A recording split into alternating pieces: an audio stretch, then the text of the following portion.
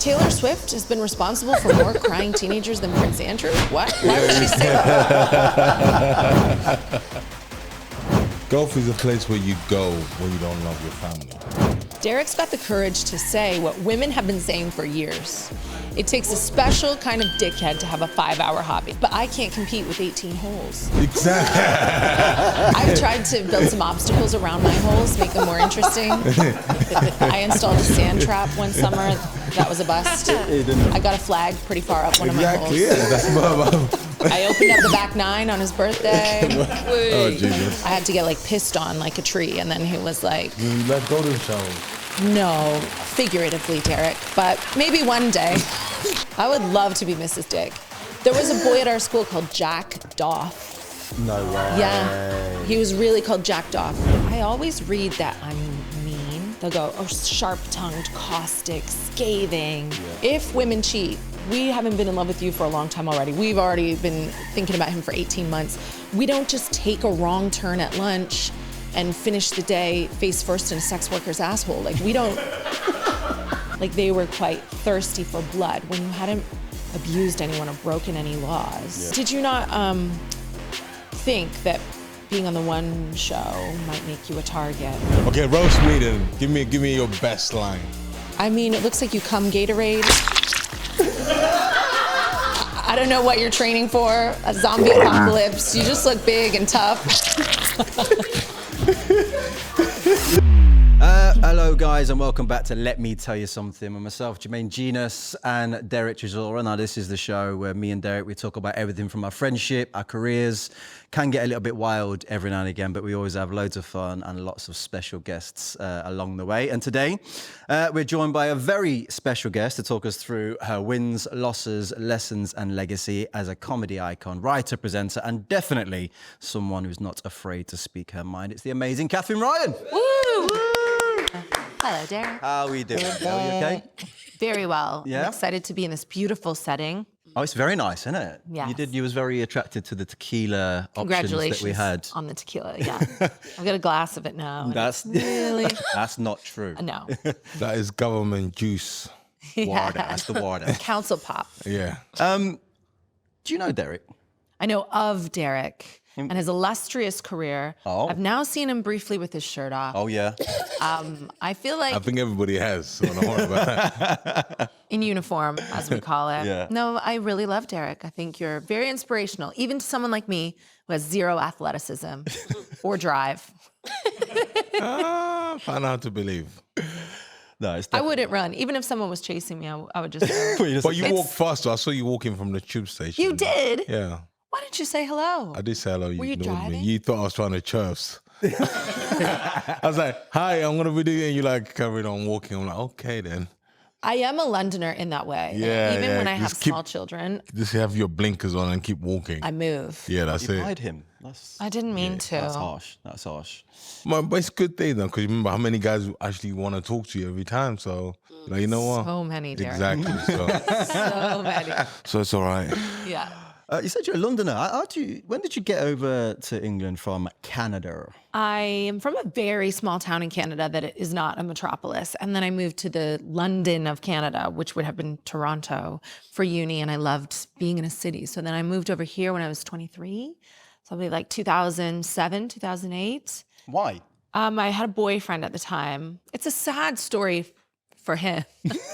I feel bad. Like, there's nothing I can do about it. But he was like, I am going to be an amazing comedian, and London is the best place in the world to pursue comedy. Oh, no. And I'm going to move to London to do that. And I was like, all right. And we didn't have the best relationship, but I wasn't ready to break up. Yeah. And I was very conflicted about moving to London because I had my setup. I was waitressing. I was, I had friends, I had family, but I was like, okay, I'll come for a while and see how it goes. And I was already dabbling in comedy just as a hobby. And then when I came here, it just took off for me and not him. Kat, you're the first woman we've had on this show. Oh no. What was your any kind of preconceived ideas before you stepped into the arena with myself and Derek? No? You and I are neighbors, Jermaine. We I feel are like neighbors. We go back. I know you very well. I'm a fan of your work, the football, The football and stuff. the golf. Oh, yes. Oh, yes. Me and Catherine's husband, Bobby. Oh, shitty tiger here. We play golf together quite a bit. You play golf? I do not. My husband plays golf with I Jermaine. hate golf. You do? Yeah. Is it because of sports injuries or the? No, I Can't play it. That's why. No, it's not because I can't play it. I just find golf. Golf is a place where you go when you don't love your family. Yeah, thank you. There's no. I was thinking that. There's no. Let me finish. There's no reception in the golf course. Yeah, the phones don't really ring.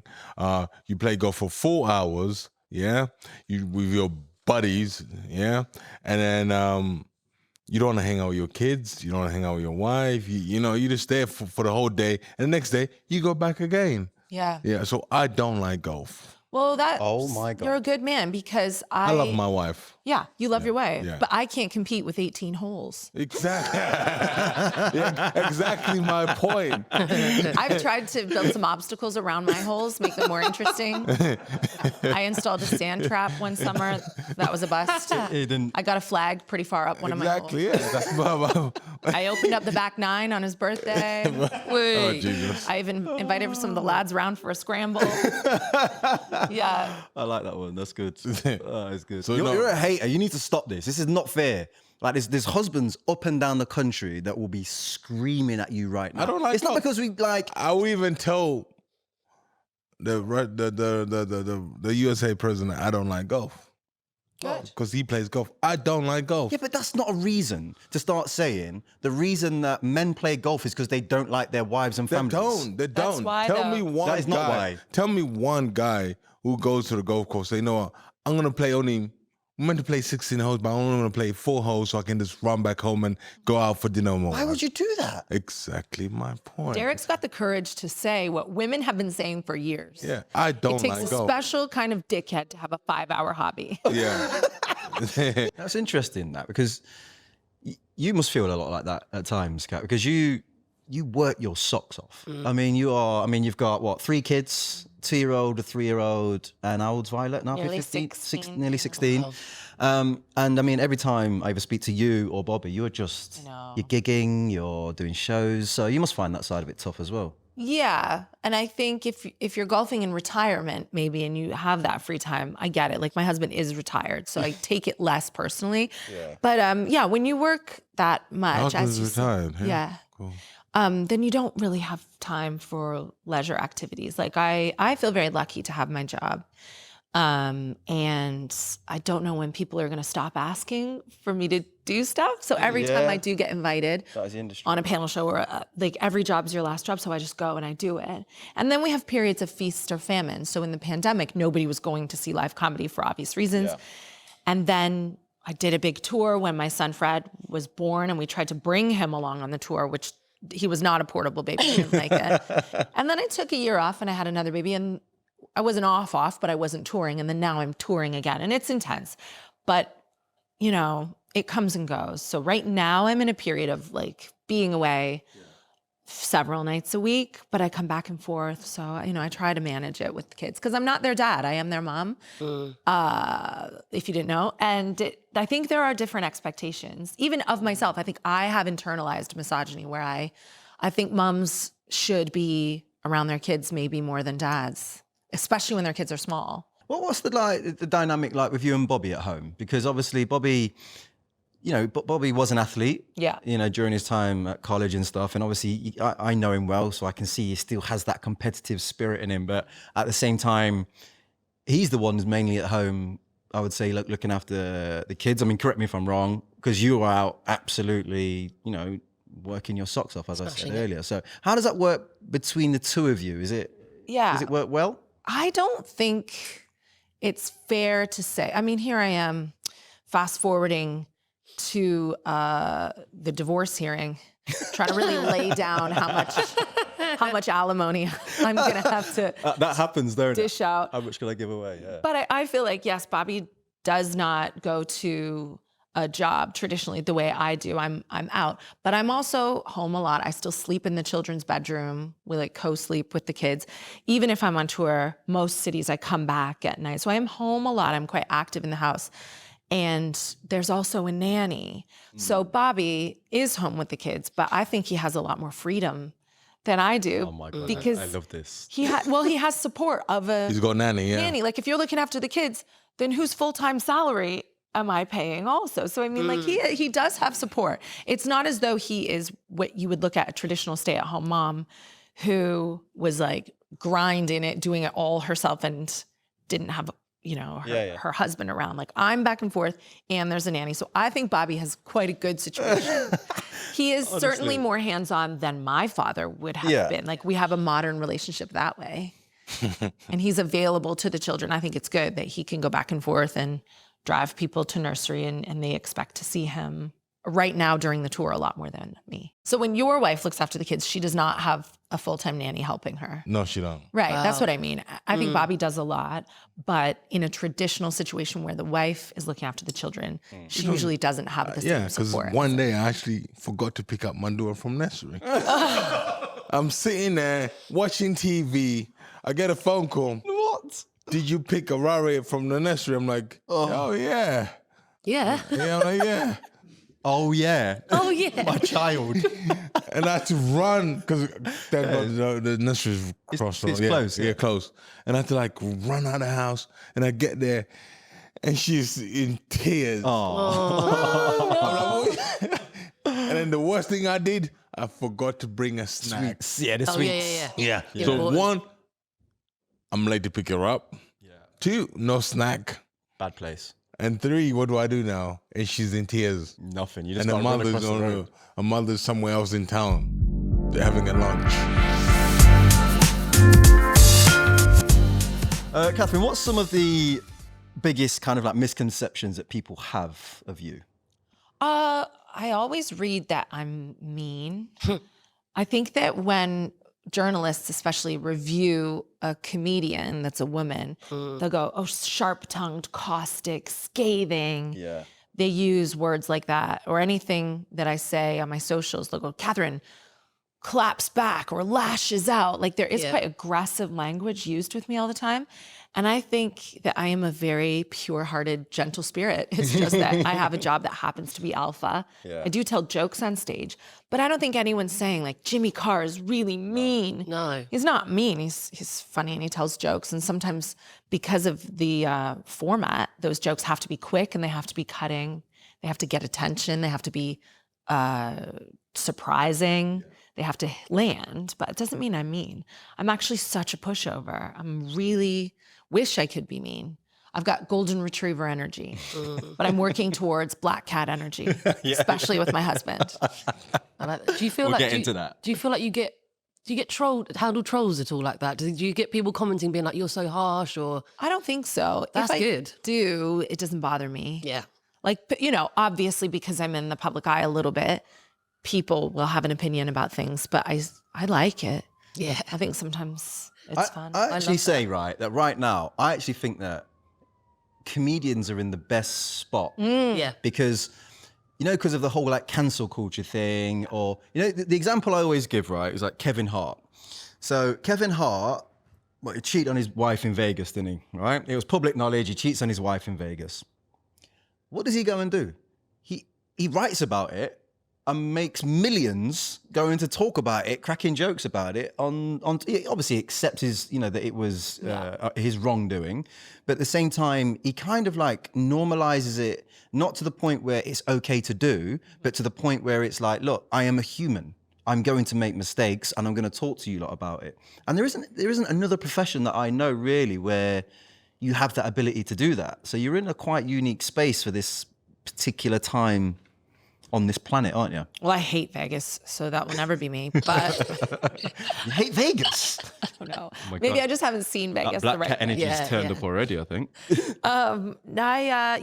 Comedians do have a way of spinning the narrative, and I think they're even someone like Kevin Hart, who is flashy and really confident, and he'll have the pyrotechnics at his show, and it's very hip hop. He is really self-deprecating as well. He can have a laugh at himself. He likes the short jokes. He can be vulnerable. And so when he makes a mistake like that, I think people, were really refreshed by his honesty, his failure to be blackmailed by his friend who threatened to release the video. David Letterman did the same. He was a chat show host that I loved growing up. He was sleeping with an intern, which was problematic. Deja vu. Yeah. Whoa. Mate. This is why he's so wild. Fucking hell. Nobody was sleeping with anybody. Deja vu. He's got great comedic timing. That was He's right amazing. in there, It's Derek. Nothing but net. Factually wrong. No, deja vu. There's no deja vu there. Sleeping with an intern. I know, sleeping with an intern. Deja vu. You missed the ice cream man, but you were right on time You for were. this. Carry on. Hey, listen, I'm funny too. I know. And David Letterman did the same. Someone tried to extort him, and instead he owned up to it. And I think in a political climate where we are inundated with just lies and cheaters and people fraudulently, funneling government money into nefarious passages, I think people love when a comedian can be honest, even about something they've done wrong. And like, I think it's a great time to be a comedian because we do tell the truth almost to a fault. I think most of us have autism. Jermaine, you should become a comedian Because why? because of your situation. What do you mean? Because of my situation? I mean, like you should become a comedian. It sounds like you're the comedian today. No, I'm just saying. Yeah, you turned up with the jokes today. Yeah, I'm not saying you should become the comedian. I've got comedian friends who can laugh at my situation or make light of my situation, however you want to put it. That's what we'll call it. So basically, two things. Go. If you had money, you'd have paid it off. No. Yeah. No. I would have. You would have paid it off. Yeah. I don't think it's the same. What Yeah, are you paying off here? because everybody's paid off for the stories not to come out. Like Kevin Hart decided to make a joke out of it because he didn't want to pay the money. Yep. And then what did you say, David Lemon? Yep. He paid off, didn't he? Yeah, so Yeah, but who are you paying off, the press or the people? you're talking about my situation because who am I paying off? The BBC? I don't know, you're paying somebody else. Bro, no one's getting paid off in my situation. It's tricky in your situation because you were in a position that maybe you didn't realize was really vulnerable. Once you present on a BBC family program, then there's something about that. And the same with Strictly, where you have to be infallible. And if they find anything about you, it's very different to any other job. Like, I mean, my friend Joel Dommett is a good example again of someone who historically had a sex scandal. He wasn't in a relationship, but he was lured by a Moroccan gang of men to make a sex video. They used a video of a woman. He thought he was having internet, sex with a woman and made a video of himself wanking off, basically. They captured this video and then they sent messages to his inbox like, pay us this or we'll release the video. And again, Joel was like, fine. And he made a joke of it. He made a whole show of it. Yeah. He ended up meeting the girl in the fake video. Really? Yeah. All fun. Like if you're a comedian, you can do that. And now Joel is a very family Of course he is, oriented presenter. He's got a baby and a wife. But there's something about, did you not think that being on the one show might make you a target? You know what? Honestly, I had no idea. Yeah. I was very naive about that whole element to it, to be honest with you. I think when I finished my football career and it was like, a bit like what you were talking about earlier, the whole kind of like getting offered all these things, go, oh, we like him, we love him, he's great. And then, and I was just doing football and I was enjoying doing football. And then my agent comes to me one day and he's like, oh, we need you to go and just do a read on the One Show. And I'm like, why? Like, I've never even presented before. What do you mean? She's like, oh no, you'll be fine. Just go and do it. And I go and do it and I sit down with Alex and it's like the first time I've ever read autocue in my life. And it goes, well, at this point, I still don't know I'm auditioning for a job. That's how naive I was. And then obviously they come back and go, okay, we want you to do it. And I was even still then like a bit, I don't know, for me, and it's hard maybe to how I put this across, but I'm just going to just hit the nail on the head actually with it. The One Show for me is one of the whitest television shows there is on TV, basically. And being where I'm from, kind of, somebody represents or identifies himself as a black man, being on that show, talking about like goats and sheep and stuff like that all the time was just quite difficult. It wasn't like, I really loved the show when I was on it. Like the people on the show itself, it was convenient. I really enjoyed my time on the show, but there were lots of elements culturally that really where I was like, oh my God, I'm struggling a bit here. And I think the reason why I'm saying this is because that's the point that I felt more than anything. It was very much like, this really is a family show. And also you bump into people in the street where you're like, you know, I don't know, all of their opinions of me are who I am, don't get me wrong. But I also knew that I couldn't match the level of perfection that is expected on that show. And I think that's where, obviously, when I look back on the scenario, I feel quite naive as to kind of what I was walking into. But I still wouldn't like not have the experience in a weird way. Yeah. I would still have it. But, you know, you know, we're friends. We kind of, you know, we live on the same road. I'm friends with Bobby, obviously, as we've explained. What was your kind of opinion of what went down from a personal point of view and from, as in like me, Ellie, who's your good friend, and even like the press and, you know, what was going on with them? Well, obviously I didn't like it. So we're talking about the text messages that you got pulled up on. Yeah.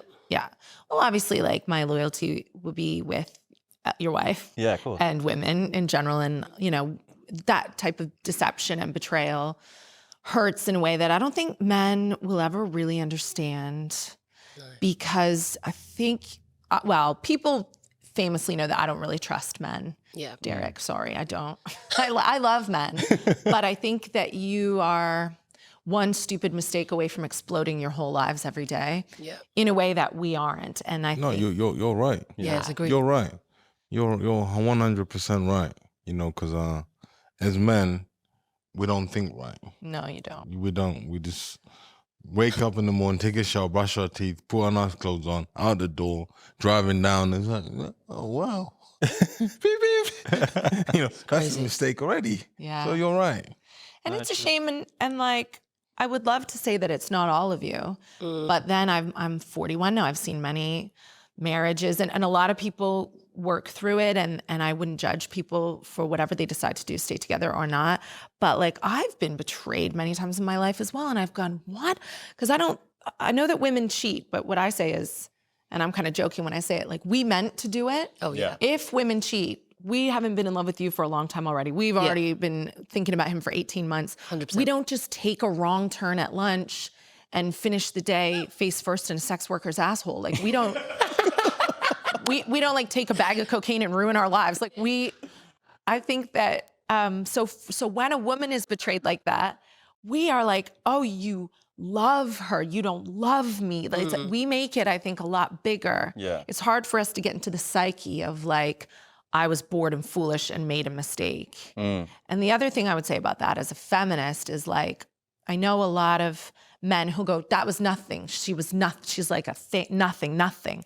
And I don't really like also the idea of like men thinking of a real woman with a soul and with a family as nothing, as like a currency, you know? So like, obviously there were parts of it that did not impress me, but I understand that nobody's perfect and you're fallible. I don't think you're a bad guy. And I certainly recognize that the press handled it with a very specific vitriol. Oh yeah. Like, they were quite thirsty for blood when you hadn't abused anyone or broken any laws. Yeah. He didn't break a law. What was the law? Go on. This is great comedy again. Go on. What law did I He break? break a law. What law? Huh? What law? You broke the vow. Yeah, marriage law. Death do us Oh, apart. covet thy neighbor's oxen? Yeah. Yeah, I mean, you I think didn't break the law, bro. Yeah, I broke a vow. You broke a 100%. vow. I broke a vow. And I feel like, you know, my level of punishment it was up there. You know, I had to kind of take it and have some broad shoulders and handle it. But I feel like I did that. Do you know what? One thing, you're my mate, because we never spoke. We never spoke about this anyway. Not properly, no. You know, in life, you don't get sacked for sending a message, text messages. You know, it's like me, if I meet her and we start sending text messages, she can't get fired for messaging me. I can't get fired for messaging her. I always wanted to ask you anyway. Like, it was more like, hey, how are you? Let's have dinner. You get fired for that? Or was it more like, hey, how are you? I got a hotel room on this side. What time do you want to meet up there? Or something like that. No, it weren't like, you know, it was Christian Grey in text messages, put it that way, you know. But it was, that's the only way I can put it across. 50 You know? Shades of It was sexting, as simple as that. But it was like, initiated, you know, to me, and then I responded type thing. It wasn't like me just going out my way. And it definitely 100% wasn't, if you do this, I will help you in your work. You know, there was no kind of like power element to what was going on. I think there's an element to it that maybe I was, again, very naive to, just given my position that I had at the BBC. And I totally, when I look back on that now, I accept that. But I also weren't in a great place just in my life. When I've had the ability now to just sit back and like download all the information. Like there's a lot of stuff with myself and Ellie that... No, let me stop you. No, I'm going to keep talking. Wait there. Like with me and Ellie, where we weren't in the best space ourselves, and things were just spiraling a little bit. And it's in no way is that blame. I'm fully accepting kind of like responsibility. You know, I'm still got to, you know, behave myself and handle my way in much better than I did. It was just, it was a tough spell for, you know, me and Ellie at that particular time. And yeah, I dealt with it wrong and also got heavily punished for it, you know, by losing pretty much everything that I had at that time.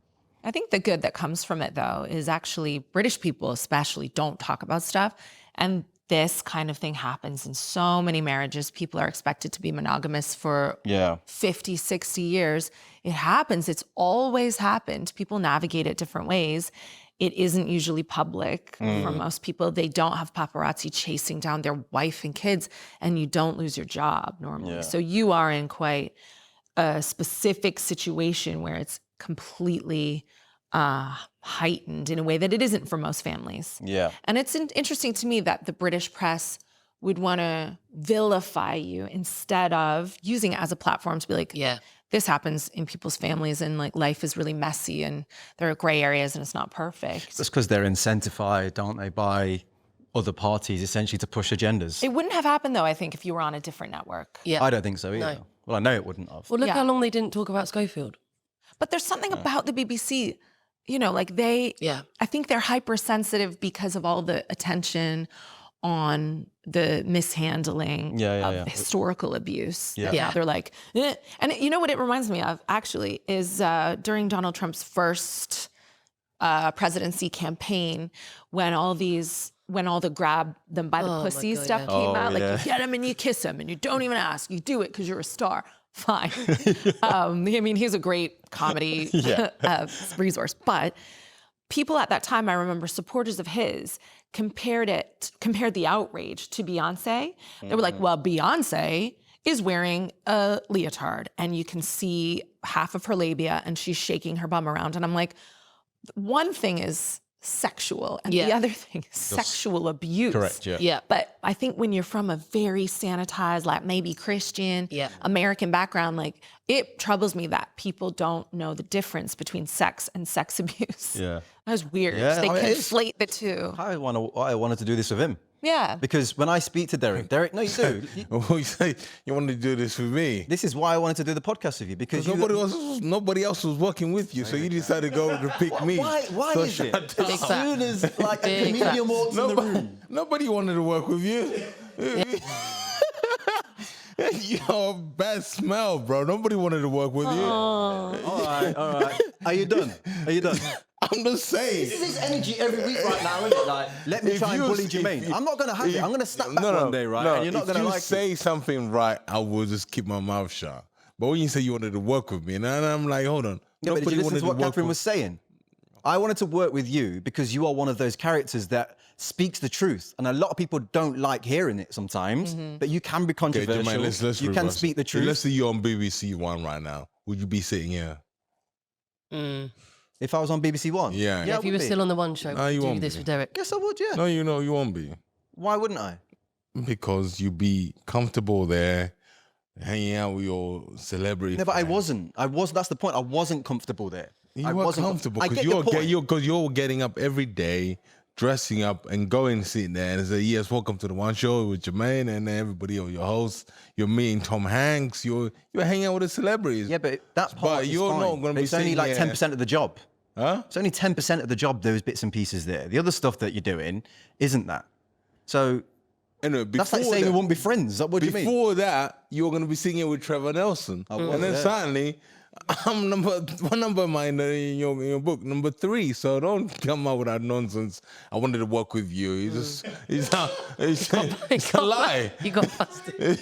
But this is a platform where you could be your authentic self. Well, and yeah, sometimes clearly. you don't know what God is saving you from. And this is Potentially, yeah. Potentially. This is, you've been in a creative prison at the BBC. I was in a creative prison. There you and go. I was trying to get out, but Why did you want to work with Jermaine then? he didn't want to work with me, clearly. He's on some ish No. today. Have you also been disgraced? Me? Nah. No. Derek's a perfect human. No. He was built in a lab in Africa. Very I'll tell you authentic. about you see with me is, I'm just easygoing. Yeah. Yeah, what you see is what you get. I'm not gonna try and sugarcoat you and like say I'm this perfect person. No, what you see every day is what you get. You know, if I decide to come out of my house, do a school round wearing a robe, I'll do that. I would love, yes, I love people like that. Yeah, I do that. I'm just like, my kids know that. Like, mommy, I don't want daddy to pick me up from school. Why? Because he's gonna try and embarrass me. Katherine Ryan will be waiting at the gates, hoping for a windy day. Yeah, so but it is what it is.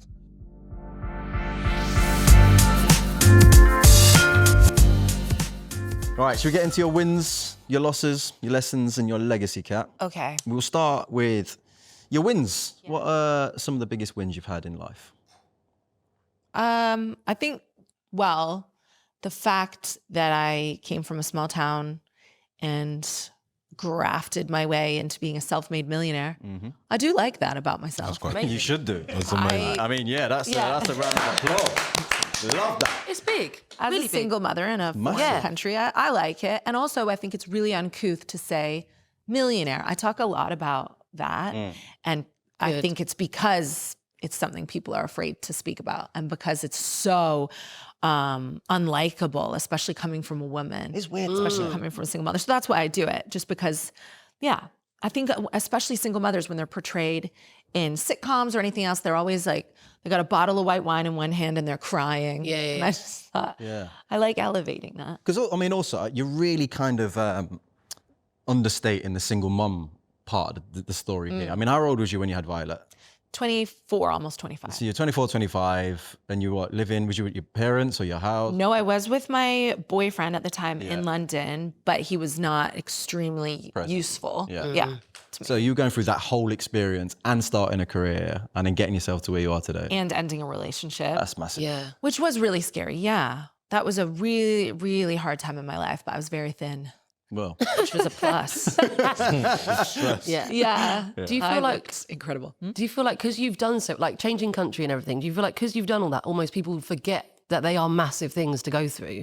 It's almost like you hit their moments and they're just water off a duck's back. But they're actually, to do it all in a new country as well, it's like there's a lot. But I also had white privilege on my side. I was the right kind of immigrant. I would never be viewed the same as some other immigrants in this country. You're right, 100%. Yeah, and I was young and I was traditionally pretty enough to get on TV. I had mental health, which a lot of people don't have. I've always had just rock solid mental health. And I say that as a blessing. I was always very self-motivated. I had my head on the right way, especially becoming a mom. I think the other comedians could afford to hang out a bit and I couldn't. So I was going straight home after work. I wasn't messing around from like age 24. And that made me really reliable, really bankable, really bookable. I always delivered at that age. So that was I tell Violet all the time, my daughter, to her face, I go, you were on paper a massive mistake. Like it was a mistake to have poor health. I was really sick with lupus at the time. I was stressed. I was 3,000 miles away from anyone who loved me. Her dad at the time was, not participating the way I think a helpful partner would. And why would you have a baby at that time? Yeah. Yeah, Unless you're stupid, which luckily I was. Yeah. I love that. It's a nice Good way to mistake, flip though, on isn't its it? head. My greatest blessing. Yeah. But that I tell her because I want her to know that when you have a setback, that it can be your greatest achievement, depending on how you react. I like that. So what about the losses that kind of like really changed the trajectory of your life? I don't think any losses have changed Trajectory. my life badly. I appreciate losses as much as the wins, but I have had a few failed commercial projects. I say failed. I still did a thing that not The a lot. Netflix, man, that series. I was talking to Emily about this the other day, your wife. Remember, she was talking about that Netflix series that she absolutely loved. Yeah. And that thing, it got cancelled, didn't it? Well, it didn't do very well. Also, it wasn't that much fun to make. And I think that's because, for a variety of reasons, everyone who worked on it was really talented. It was a sitcom called The Duchess that I wrote. I wasn't used to working with people because when you're a stand-up, you're all alone a lot of the time. And I had to take notes from producers and from Netflix and navigate like politics of working in a team. And I felt very much like they didn't want my hair and makeup on the job. I just felt weird vibes a lot of the time on that job. So you're not comfortable, like, you know what, let me forget this. I liked it, but it just wasn't, I certainly didn't feel in my comfort zone, And then pandemic hit, and then I wasn't in the edit, which you really do need to be in the edit, but that was out of anyone's control. We were very much locked down. Then The Duchess came out during lockdown at a time when I think people were looking for more Ted Lasso. People were looking to feel good about families and happy things. And The Duchess was quite like dark, and people really didn't like seeing a single mom. I got so many comments like, why is she rich? Where did she get money from? I wanted this woman to have money for no reason. Just because like I'd seen so many characters, like Ricky Gervais' character on Afterlife is a journalist for a small print magazine, which like, hello, doesn't exist anymore. And he lives in a $5 million house in Hampstead. And the rest, And nobody's really asking questions about that. And then if you push him on it, he'll go, well, it was his dead wife's money. Like that's a checkmate. He didn't have to tell that story. Whereas I think, you know, there were things I would maybe change about The Duchess, and I wish it could have done better. But if you look at it objectively, that was, I suppose, a failure. I'm still glad that I did it. Can I ask, you know, like just to get like a bit more understanding, because you wrote it. So how did you not have control? Because I'd be sat here going, mate, I wrote the thing. Yeah. It's my idea. Do as you're told. I want my hair and makeup. I know. I want this in the edit. Like, how does it work? Because that baffles me. Well, I think if I had come in with that energy, I'd be called a bitch. Yep. Straight away. Straight away. No, I know what you mean. That I'm not talking about the energy. I'm just talking in my mind. If I've created something out of my head that you are buying off me, then there'll be an element of control. You that I already would answered it. I'm buying off you. Now it's my property now. Now you do what I tell you how to finish it. It's mine now. No, I agree, but I would have thought there'd just be more control. Well, yeah. I mean, tricky. it was collaborative, and I felt like I did have some control. But I think I was very aware that I hadn't made a sitcom before, and these people had. Yeah. So I did take their guidance on things, but I think she was a bit too angry. They were like, she should be angry in this scene. I was like, she's not angry. She just swears a lot. Like, have you guys ever seen Eastbound and Down? Yeah. No, I No. Oh, is it good? you Yeah. would love Would I? Eastbound and Down. I need Yeah, to with get Danny Is it good? McBride. It's really good. I'll get It's on about that. a retired baseball player who's just like, fuck this motherfucker. Like, he's just always, you know, the Danny McBride character, probably from like Will Ferrell movies or whatever. He's so fun. And I wanted her to be like that. But anyway. You're right, though. I think as well, as a woman, when you're authoritative, it's immediately you're a bitch, immediately chill out. Yeah, but you're too much. anything. That's why, like, she goes too far, Nat. Do you know what I mean? Nat Thank brings you. a real, Thank like, you. beast energy. Yeah. So you're like, whoa. You have to. What do I do? You don't have to react to it. If anyone says you're too much, they might be too little. Thank There you. you go. Yeah. Thank you. Good point. Finally, a woman in the Why room. am I taking strays all day today? It's like, You needed that one, though. here we go. Trying to support Nat all the way. She's not even allowed near us. I need supporting from Yeah. nobody else. Oh, right? yeah. I need supporting.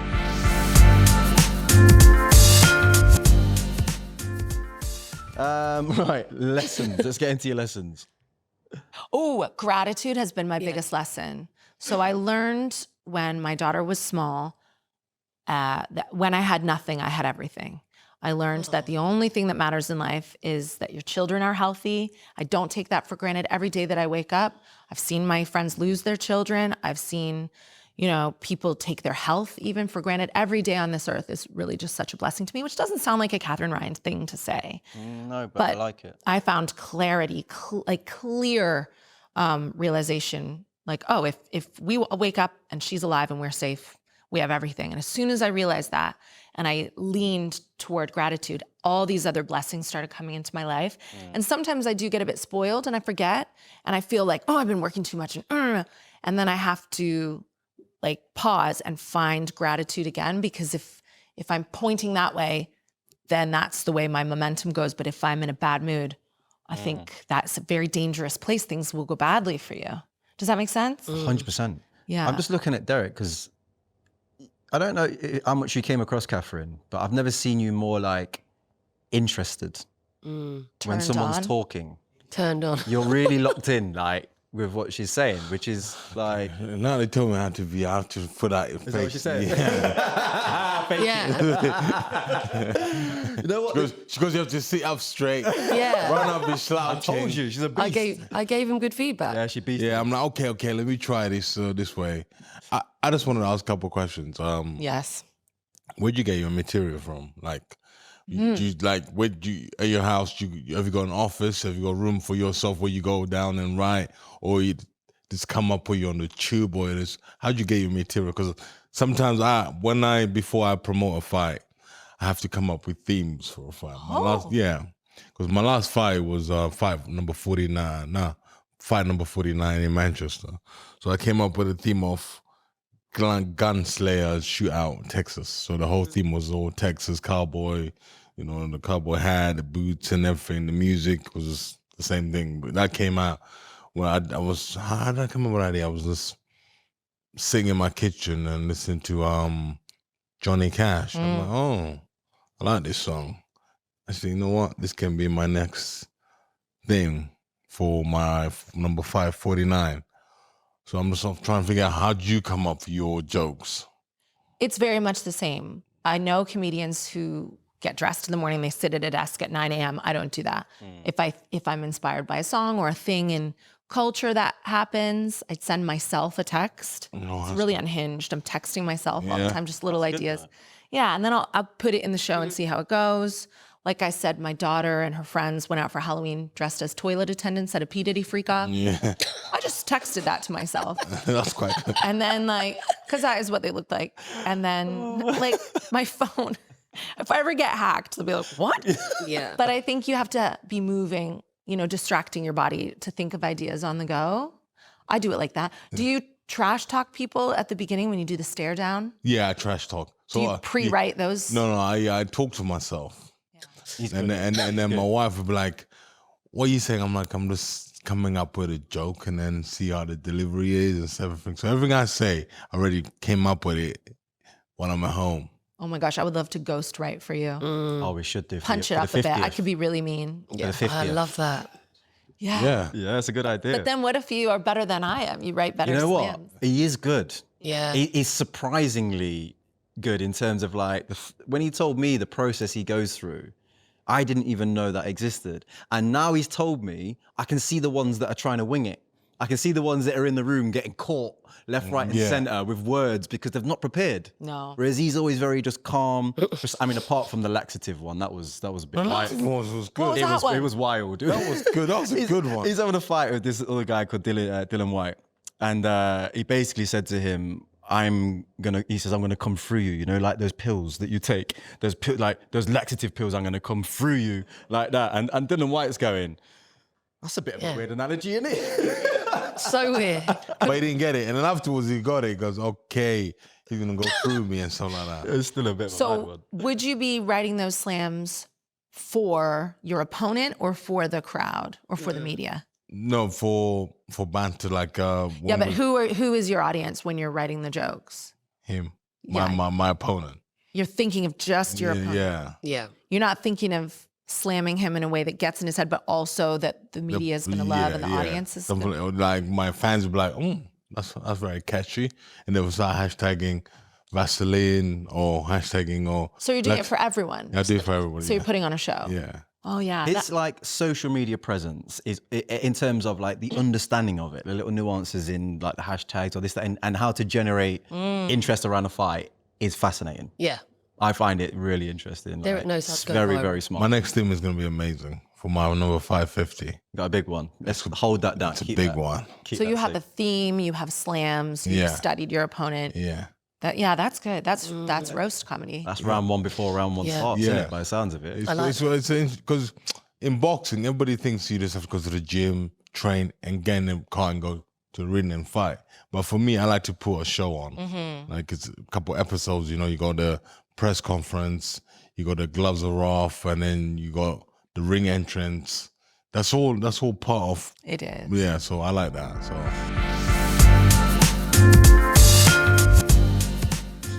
right, before we get into Derek's favorite part of the show, the dilemmas, what about your legacy? I mean, you're an idol to so many people, Yes. Katherine, and you are an incredible human. But what is the legacy that you would like your children and... Isn't it fun that we'll all have a legacy? We're not just going to be like someone's dead grandma. Like, no offense to someone's dead grandma, but like, I think because we have work that has been like captured on film or, you know, like, Yeah, that's true. there will be actual relics of us and our lives that our ancestors will see. That's kind of a head fuck to me sometimes when I think about it. yeah, it does, yeah. It's like weird. immortalized, aren't you? Yeah. And I'll have a horrible legacy. My great-great-grandchildren will be like, what did she say? Dick, this, penis. Yeah.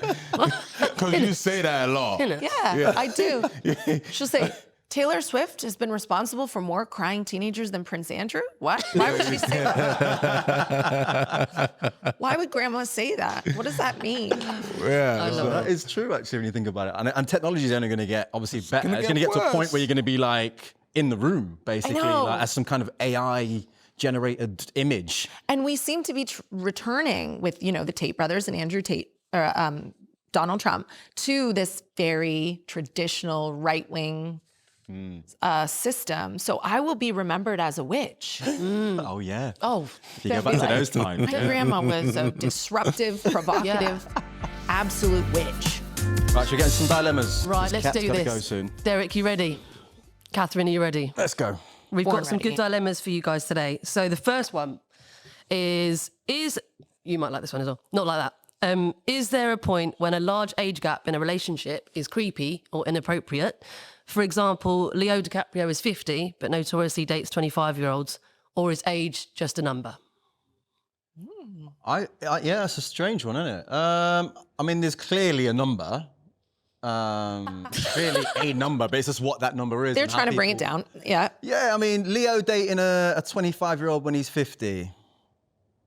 I don't really see the major issue with it. I think it's close. I think it's a bit too young in terms of how I would think, but I don't think anyone's going to throw shade at Leo for it. I think that, like, I think they have. probably at 50, the limit would be 30. Derek, come on, Derek. Just from a conversational point First of of view. all, my doorbell goes ding. I answer the door. Hi, Daddy. This is my boyfriend. Yeah. Who the fuck is this old motherfucker at my house? That's the first questions I'm gonna say. Yeah. Yeah, because forget nonsense like that. I mean, imagine your beautiful daughter coming back home with some wrinkled ass motherfucker. For what reason do you have to be 50 and going over a 25-year-old? Yeah, but I'm not thinking about my fucking daughters. I'm thinking about me. I'm Leo. Okay, well that I'm says thinking a about lot. me. That says a We're lot. in just That two says different a worlds lot. right now. I'm DiCaprio. Your daddy at home who's got to deal with a 50-year-old man walking through the door. We're just looking at it from two different angles. Yeah, but Derek, So when yeah. Derek's 10-year-old daughter is 18, you will be 50. Oh, See, that's the angle you can't look at it from, right? I'm thinking, right, Leo at 50 in a party, there's a 25-year-old woman in there. Is She that signed okay? the NDA. You, But like- you see, the problem is, sign the NDA. if for sure. you raise your kids, your daughters, the right way, they will not date a guy who's 50. But if there's a disruption in the family, they will date a guy who's 50. Why? That's my. You see, what's the disruption? Okay, my job as a parent, yeah, I will say that in all my friends, my job as a dad with two girls is not to let them date anybody who's older than them, or keep them away from the strip club, or keep them away from OnlyFans. Keep them off the pole. Yeah, Yeah, basically, That's a yeah. standard Yeah. fucking like Yeah, but go-to for most but dads. Trust me. her dating a guy who's 50, it's like being on a pole. But I agree. Derek recognizes his role as their father figure to love them, to fill their cup, to instill all those values.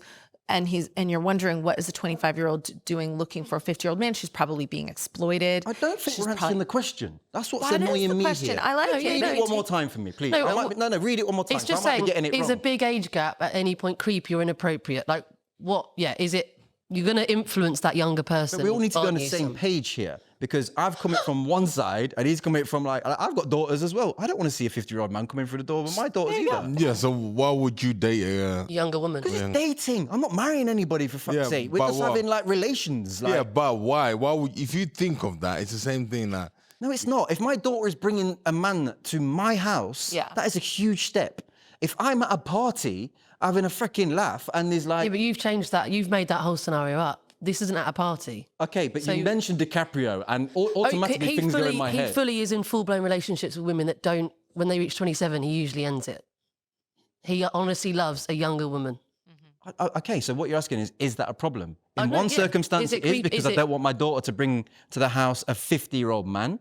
And then another circumstance, me being 50, bumping into a 25-year-old You know woman, what? is that a problem? You know, I I don't think it I is. think Leo is gay. Right. I think Leo's gay. Allegedly. that's a This better podcast dilemma. No, no, has We've been- got- no. yeah. I tell you what, I think Leo's gay. Really? And I'll tell you what, please understand this, yeah.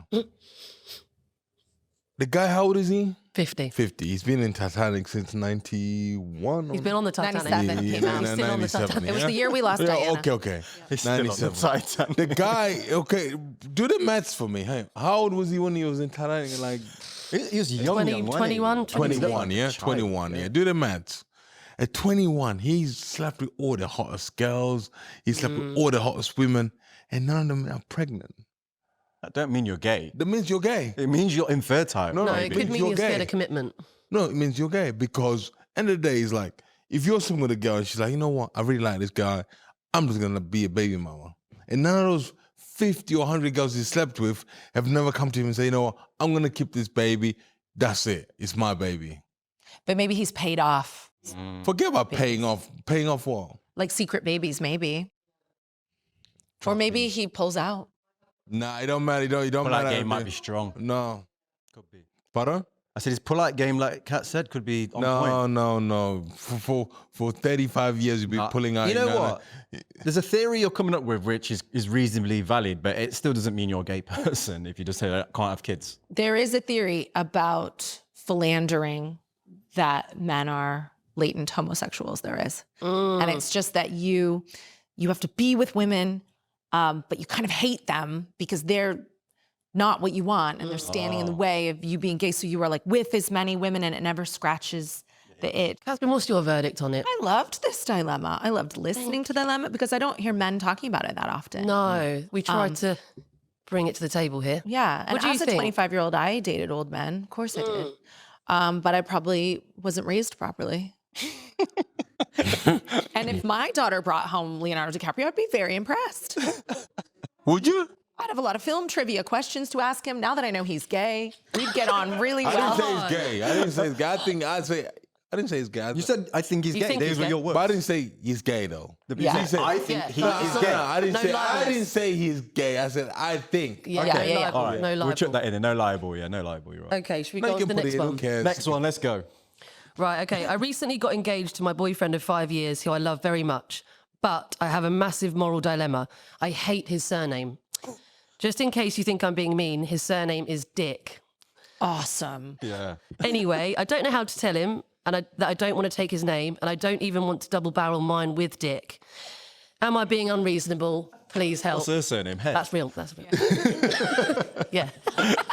Her surname's massive. Yeah. Go on, do you want to take this one? Who wants to start this one? How would you feel if your wife didn't want to take your surname?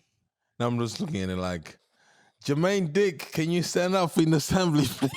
Jermaine, we had a little boy at our school. I don't know what I did today. All I am is nice to this guy. Derek This lady. Dick or Jermaine Sorry. Dick, Catherine Dick, can you stand up, please? Everybody Yeah, like, what Mr. the Dick. I would love to be Mrs. Dick. Moby There Dick. was a boy at our school called Jack Doff. No way. Yeah. He was really called Jack I Doff. love that. jacked off. Jacked off. Would you ever at any point not take Bobby? So would you have not I taken? did not take Bobby. Oh, okay. amazing. Yeah. I'm not in the witness protection program just because I found love. I think it is. Hold on, you didn't take your. I did not take my love husband's it. surname Why not? because love I think this. I do think it's a strange I think it's different. tradition. I think it's weird that we don't even talk about it, that we just because it's what's done, we just take the man's surname. We have our father's surname, and then we take the man's surname. I think it's weird. What's your husband's surname? Kutstra, Kustra. And what's yours? Ryan. Ryan. I like his surname. I've given my children I mean, his surname. Catherine Then your Cooch. kids are called Kids have got it. Kustra. Kutstra. But when did you get married? 2019. So you're already popping it. You were already popping at this point. You're a celebrity, comedian. You're already doing stuff. Yeah, but even if I weren't like a public figure, I would not have taken a man's surname. But you've got more reason not to, though, because you have a brand. You've built Katherine Ryan, the brand. It doesn't matter. Do you know how annoying it is when I have to go through social media and find my girlfriends because they've all changed Yeah. their names, and I'm like, who is that? And then I can't search them properly. I think historically we do lose our identity because women just don't have names. We lose our names. And I think it's fine if that's what It's you want to do. 50-50 for me. I'm just Yeah. thinking about it right now. Would you ever take your wife's surname? No, why That's should- what I'm talking about. Why Yeah. would you? But that's how I feel. I feel like, why would I take yours? Just because my grandparents did something doesn't mean I'm automatically going to do it. You know, I was thinking about this I the other think day. You know whose name came up? I think you got a leg to stand on. Yeah. You got a leg to stand on with because you make the money. A leg. Yeah. So you make the money. Your husband is retired. Yeah. And you're the boss of the house. So you can send on that leg. Well, no, we do have quite a traditional relationship where I would say he's the boss of the house. I like him being like a traditional man in many ways. He's I like. not because you don't have his name. Yeah, But she's saying on it's principle for you, No, isn't forget it? the principle. I mean, like, I don't have his name. No. yeah, it's more like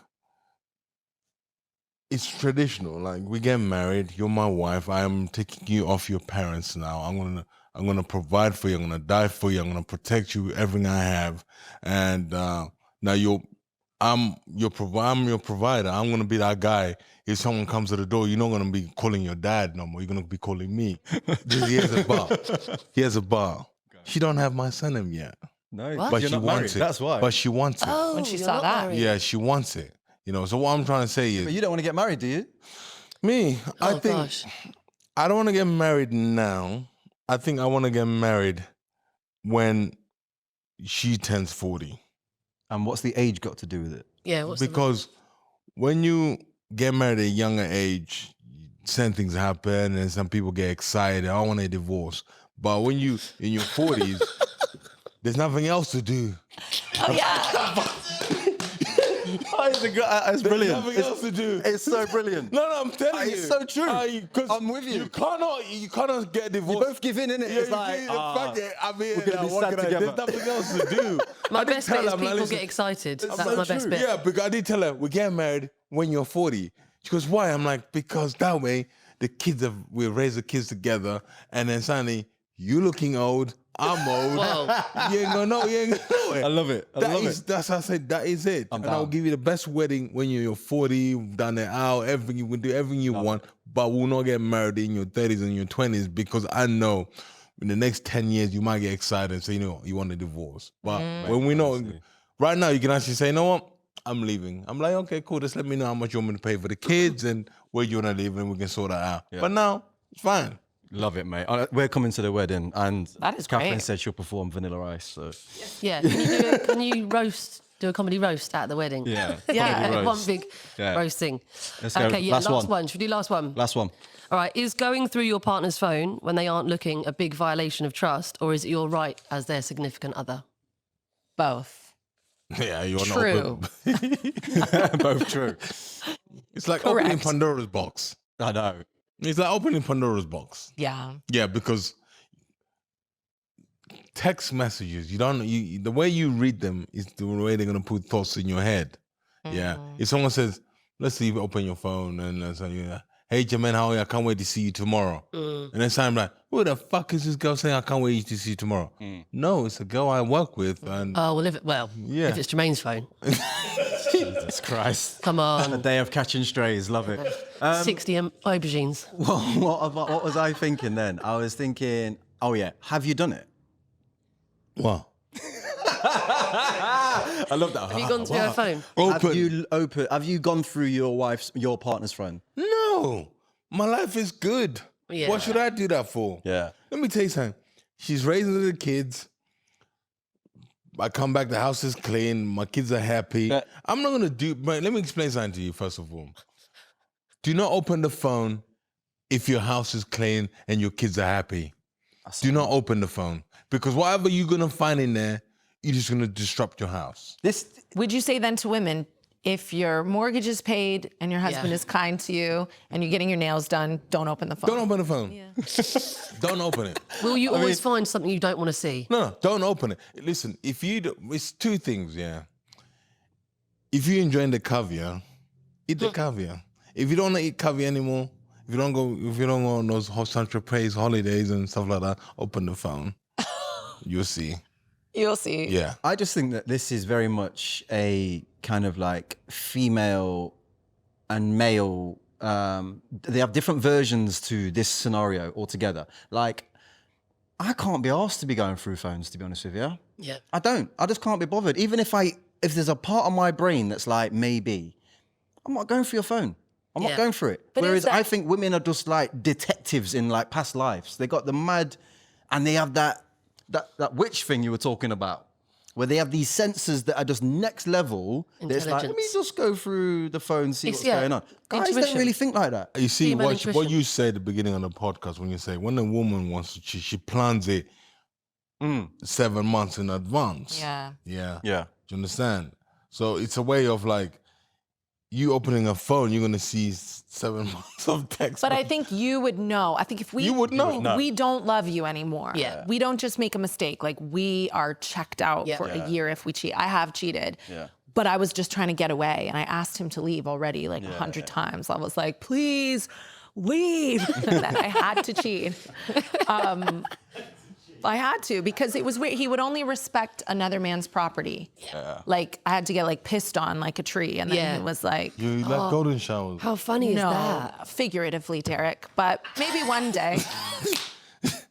Did you just ask Catherine if she likes golden showers? No, she said you've got pissed off. I'm like, Like a tree. I'm open to it, Derek, but No, I hear you. Only that would make him go, ugh. yeah, that's the only thing that made him leave. And it was not the right thing to do. I'm not perfect, but I think maybe you don't check your wife's phone because you just have implicit trust that there's nothing on it. Like if you saw something on your wife's phone, would you be shocked? Like she's not giving any signs that that's. I'm not looking. I don't want to. I don't think you understand the rage that men will go into. Listen, if you want to be stressed in your life Yeah. and think you've done something wrong, don't look at that phone. Yeah. Ultimately, I agree. And I think if you feel the need to check your partner's phone, then you're probably in the wrong relationship. Yeah.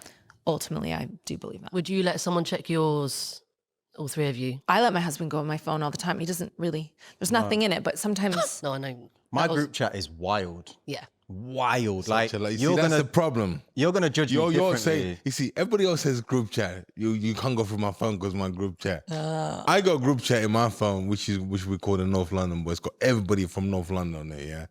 It's wild, but sometimes it's how bad it is with my group chat. I'll FaceTime everybody and then 6 faces will come up. Yeah. And we start talking in bed.